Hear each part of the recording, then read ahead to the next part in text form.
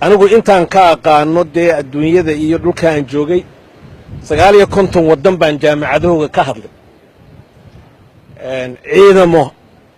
amba bilays ha noqdaan ama military ha noqdaan meel walba laba amuurood bay u taagan yihiin mid waxa ugu horeyso waxa weeye daafac wadante xadka waddanka inay daafacaan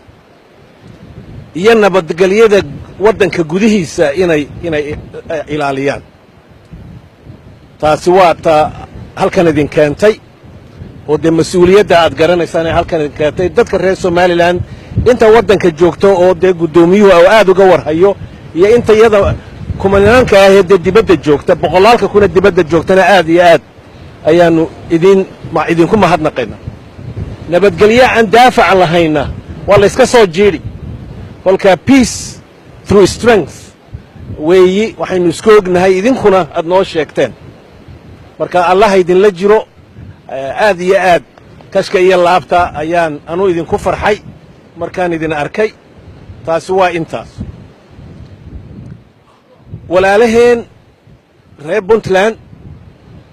in badan baan ka aqaanaa anu jaamacada wada galnay Cabdiwali Dr. Cabdiwali waan aqaanaa waa xogaabu iga dambeeyay jaamacadaha aad baan isku naqaanaa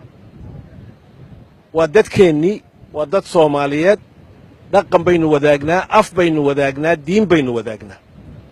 laakiin dee laba waddan oo kala qarana ayaynu nahay sida wadamada adduunyada carabta oo kaleba ay yihiin waa dad caraba diinta islaamka wada haysta daris qaarkood ay yihiin laakiin dee way wada nool yihiin oo waxa waa laga heshiiyey marka reer Puntlandna waxaan ku leeyahay tartankay naga dhaxeeya ku dagaalayaan u noqon tartankay naga dhaxeeya ha noqdo ku dhaqaala dhis jaamacada iyo iskuul dhis maxaan ku lahay hawada iyo dhulka sidii loo hagaajin lahaa